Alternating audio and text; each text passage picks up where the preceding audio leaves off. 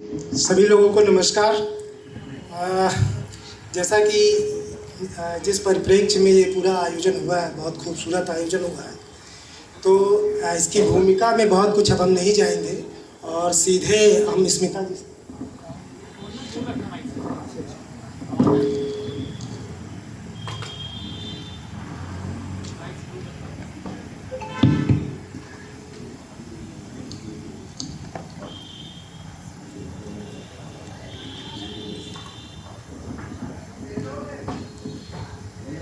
तो हम लोग इस कार्यक्रम का प्रसंग क्या है ये जान चुके हैं।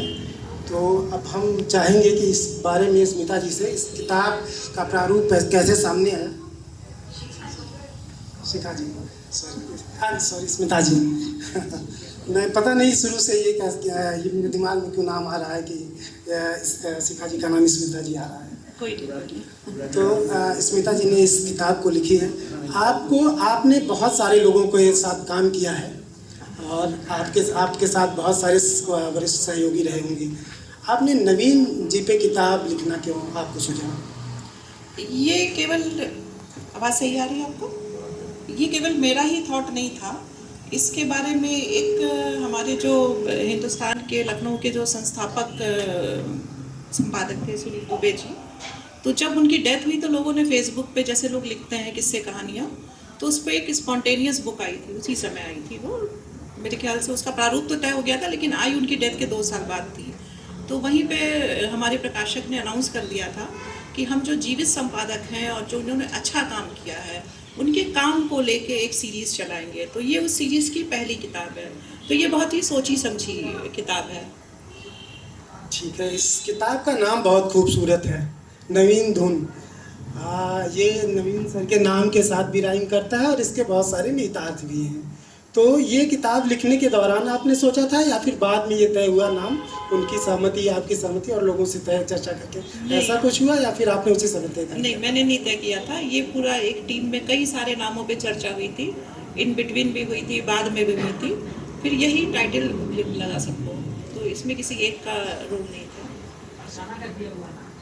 हाँ, उसमें कई सारे नाम आए थे, इसमें अर्शाना ने नवीन धुन सजेस्ट किया था।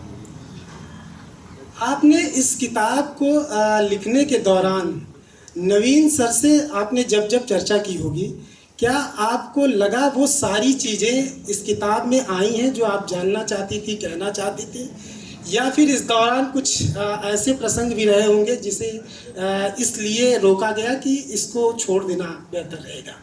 नहीं, ये सोच के तो नहीं छोड़ा गया, बल्कि जब एडिटिंग के दौर में 2 बार 4 बार 6 बार एडिटिंग करते करते कि पन्ने कम किए जाए, बहुत ज़्यादा पन्ने हो गए थे, तो उसको करते हुए कुछ चीज़ें अलग की गई। लेकिन ये सोच के एकदम नहीं अलग किया गया कि इसको हटा देना बेहतर रहेगा, ये जाना ठीक नहीं है। क्योंकि नवीन सर हमारे जाने ही इसीलिए जाते हैं कि उन्होंने उन सारी चीज़ों की कभी परवाह नहीं की जो ठीक नहीं थी। इस किताब में आज जो शुरुआत होती है इसकी, आप लिखती हैं कि वो अध्यापक बनना चाहते थे जी, और उस समय स्ट्राइक चल रही थी। स्ट्राइक में जब पीजी का एग्ज़ाम चल रहा था नवीन सर का, तो वहाँ पे कुछ लोग आए, पन्ने फाड़ देते हैं, और उस समय से ही उनको लिखने की रुचि थी, लिखने में रुचि थी। तो लिखने में रुचि थी, तो उसके बाद जो है वो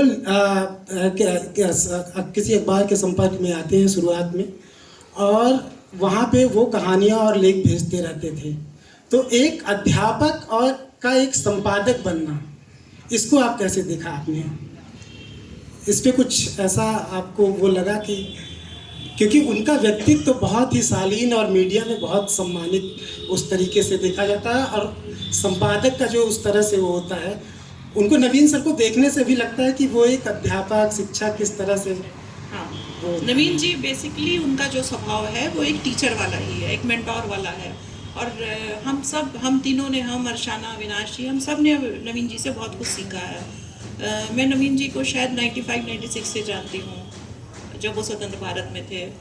तो अध्यापक वो बनते या वो संपादक बनते या वो ब्यूरोक्रेट बनते, नवीन जी ऐसे ही होते। वो हमेशा, उनकी पूरी ज़िंदगी में उन्होंने अपने सिद्धांतों के लिए खड़े रहे। उनके जो सिद्धांत थे उससे वो कभी डिगे नहीं, और कभी भी ऐसी चीज़ नहीं की जो अप्रिय हो किसी को भी।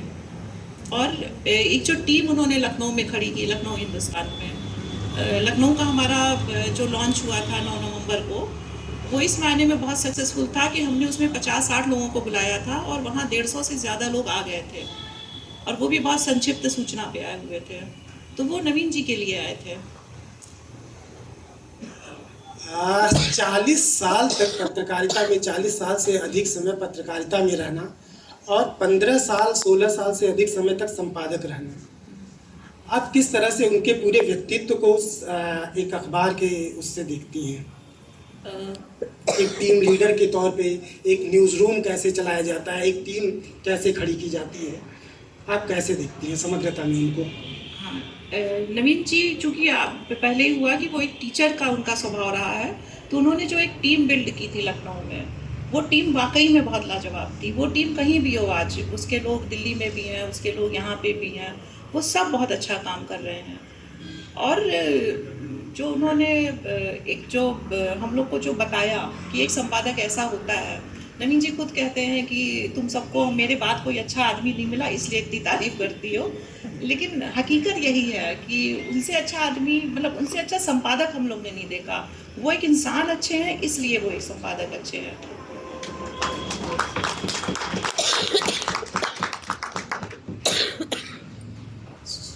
40 साल से अधिक समय तक पत्रकारिता में गुजारने के बाद 2014 में नवीन सर रिटायर हुए। आखिर के दिनों में उनका इस तरह से कसक भी है कि बहुत सारी चीज़ें जो उन्होंने पत्रकारिता के दौरान एक लंबे करियर में देखी, वो लास्ट में ख़त्म हो रही थी।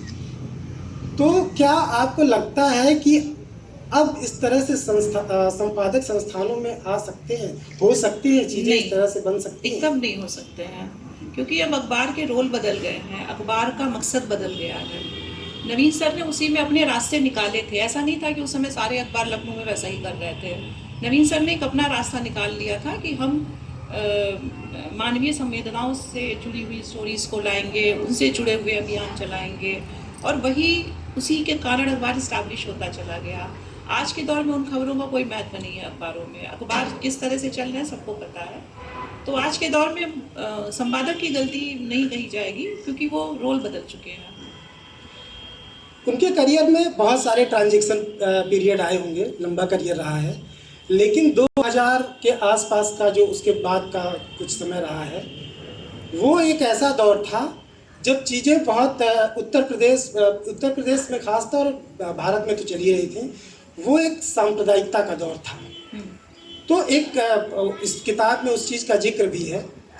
चीज़ें, अन्य अखबार जो थे वो उन चीज़ों को कैच कर रहे थे और इसका असर पड़ रहा था सर्कुलेशन पे, लेकिन उन्होंने कहा कि हम इस चीज़ के साथ आगे नहीं बढ़ेंगे, और उन्होंने चुना कि हम जो है अपनी जो जनवादी पत्रकारिता जहाँ तक हम उसको कर सकते हैं उसको करेंगे। तो उन्होंने उस चीज़ को किया, लेकिन सर्कुलेशन प्रभावित हुआ था। बाद में चीज़ें क्या हुई, कैसी हुई, वही बेहतर जानते होंगे।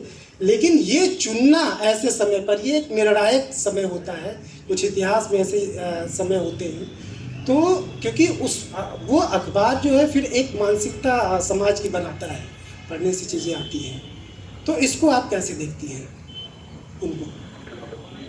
देखिए, नवीन जी ने खुद भी ये बात कही है कि वो अखबार, उनकी अपनी विचारधारा चाहे जो हो, उन्होंने अखबार को कभी नहीं प्रभावित होने दिया। और जनवादी विचारधारा क्या है, जनता के लिए, जनता का संवेदनाओं से, तो वो उसके पोषक ही रहे हैं। और इनफैक्ट मैंने, अर्शाना ने, या जिस किसी ने भी लिखना सीखा है, स्टोरी एंगल सीखे हैं, तो नवीन सर के थॉट प्रोसेस से ही सीखे हैं। तो उन्होंने किसी विचारधारा से अखबार को नहीं लैस किया। हाँ, जो सही था वो किया, सही और गलत के फ़र्क को बनाए रखा, और उस बनाए रखने में भी बहुत मेहनत थी, बहुत प्रयास थे। लेकिन कुछ प्रसंग ऐसे भी आते हैं जब ये पत्रकारिता का दौर हमेशा रहा है, और पत्रकारिता में दबाव की पॉलिटिक्स हमेशा रही है। बहुत सारे लोग उसके प्रेशर को ले पाते हैं, बहुत सारे लोग नहीं ले पाते हैं। वो खुद इस बात का जिक्र करते हैं। एक बात की कसक भी है उनको कि एक कोई पत्रकार जिसके लिए एक मंत्री ने सीधे फ़ोन करके उनके खिलाफ अगर कुछ खबर स्टोरी छपी, तो नसीमुद्दीन करके एक मंत्री थे उत्तर प्रदेश में, उन्होंने सीधे फ़ोन करके कहा, और उनके कहने के कारण एक अपने साथी को बाहर करना पड़ा था। और इस चीज़ की कसक है जो जिस तरह से उन्होंने आपके साथ इस किस्से का जिक्र किया है कि उनकी आंखें भर आई थी और उस चीज़ का मलाल अब भी है। तो इस चीज़ को महसूस करना और जब वो प्रसंग आपके साथ साझा किया गया होगा तो क्या आप कैसे उसको आपने लिया? यकीनन जैसे जब कोई भी अपनी ज़िंदगी के अप्रिय प्रसंगों को याद करता है तो वो खुश नहीं होता है, वो मलाल दिखता है चेहरे पे। और मतलब ये आश्चर्य वाली बात है कि जिस इंसान को उन्होंने बाहर किया था वो आज भी नवीन सर को फ़ोन करते हैं। ये उनकी खूबसूरती है और उनके अपने हाँ, व्यक्तिगत संबंध भी है। जैसे ये विश्वास होना कि इन्होंने अगर ये किया है मेरे साथ तो किसी प्रेशर में मतलब कोई ऐसी चीज़ रही होगी जिसको वो टाल नहीं पाए होंगे। और नवीन जी ने पूरी ईमानदारी से इस किताब में अपनी बातों को सामने रखा है। अखबार से अब लिटरेचर पूरी तरह से गायब दिखता है, जी। लिटरेचर जैसी चीज़ तो कुछ बची नहीं है, लेकिन उन्होंने इस चीज़ को सहेजा है। और एक किस्सा और उसमें मुझे याद आता है, लखनऊ के साहित्यकार रहे हैं, संस्कृत कर्मी रहे हैं मुद्रा राक्षस। एक उन्होंने पीस में अपना जिक्र उस बात का जिक्र किया है। और बहुत मुश्किल होता है कि अपने समय के किसी वरिष्ठ साहित्यकार पे इस तरह से व्यंग्यात्मक लिख देना, लेकिन उन्होंने लिखा कि वो एक सरकारी सांस्कृतिक आयोजन में हिस्सा लिए तो उन्होंने उसमें लिखा कि एक नगर में एक राक्षस रहता था, उसे मुद्रा बहुत पसंद थी। तो इस तरह के जो उनके कॉलम आते रहते थे उसमें बड़े तीखे व्यंग होते थे। आपने भी उसको लगातार पढ़ा ही होगा, तो इस पे थोड़ा सा आप अगर कुछ नवीन जी जहाँ भी रहे हैं, न्यूज़ एडिटर रहे हों, एडिटर रहे हों, उन्होंने अपना कॉलम हमेशा चलाया है, खरी बात, तमाशा मेरे आगे। और वो कोई ना कोई मौजूद प्रसंग होता था उस हफ्ते का और उस पर वो लिखते थे। और वो इतना वैसे लिखते थे, मतलब क्या बोलेंगे उसको, एब्स्ट्रैक्ट तरीके से लिखते थे, व्यंग्यात्मक तरीके से लिखते थे, तो उसको लोग समझ भी जाते थे और उस पर कोई डायरेक्ट कह भी नहीं सकता था। बहुत सारी ऐसी चीज़ें हुई जिस पे उन्होंने लिखा, वो चाहते थे खबरें हों। जैसे एक मुलायम सिंह यादव के काल का जिक्र है कि उन्होंने वो अन्ना के साथ बैठे हुए थे मुलायम सिंह, तो उस पर वो गुस्सा आ गए थे मुलायम सिंह यादव, तो फिर नवीन सर का कॉलम उस पर आया था। इस तरह की बहुत सारी चीज़ें नवीन सर ने लिखी हैं। एक प्रसंग ये भी है कि वहाँ पे मेयर थे लखनऊ के, उन्होंने लिखा कि ये जब तक रहे मुझे बहुत परेशान करते रहे। किसी न किसी तरह से कि छवि धूमिल करने की कोशिश की। वो सब किस्से अगर किताबों में ही पढ़ेंगे लोग तो ज़्यादा बेहतर रहेगा, सब कुछ कहना सही नहीं होगा। लेकिन उन सब चीज़ों के साथ डील करना तो बहुत ही मुश्किल होता होगा। बहुत सारे प्रसंग आए जो उनके रिपोर्टर्स को प्रलोभन देने का प्रयास किया गया और किस तरह से उन्होंने उन चीज़ों पे उनके सहयोगियों ने भी वो किया। इस पे थोड़ा सा कुछ बताएं। देखिए, एक रिपोर्टर हो या एक पत्रकार हो, कोई भी हो, वो तभी लड़ पाता है जब उसका लीडर सक्षम होता है। अगर वो लीडर ही सक्षम नहीं है तो कैसे लड़ाई लड़ेगा एक पत्रकार। तो हम लोग ने उस मजबूत लीडरशिप को देखा है। और नवीन सर 2014 में रिटायर हो गए हैं, मैंने 2023 में नौकरी छोड़ी है। इन बिटवीन मैंने रिपोर्टिंग की है और मैंने सारी चीज़ों को झेला है। जब संपादक और ब्यूरो चीफ सब पीछे हट जाते हैं कि नहीं आप ऐसा नहीं कर सकते, तो वो लीडरशिप की क्वालिटी होती है। उसमें पत्रकार का, अखबार का कोई रोल नहीं होता है बहुत ज़्यादा। आज के समय में अगर नवीन जी को कहा जाए कि मतलब आज के समय में आप कोई अखबार निकालें या फिर कहीं बात मतलब कोई इस तरह का वो करें, तो क्या ऐसा संभव है कर सकना?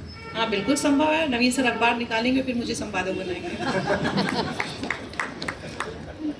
ये इस समय जो है मेन स्ट्रीम मीडिया से बहुत सारे जो एक बहुत मतलब प्रतिष्ठित पत्रकार होते थे कभी, वो मेन स्ट्रीम मीडिया से गायब हो चुके हैं। सब कहीं अपनी अपनी जगह तलाश रहे हैं, कोई ज़्यादातर तो सोशल मीडिया पर शिफ्ट हो चुके हैं। तो इस समय जो क्रेडिबिलिटी का सवाल है पूरे मेन स्ट्रीम मीडिया का, उसको आप कैसे देखती हैं? जो दौर हमारा चल रहा है सोशल मीडिया का या जो इलेक्ट्रॉनिक मीडिया का दौर है,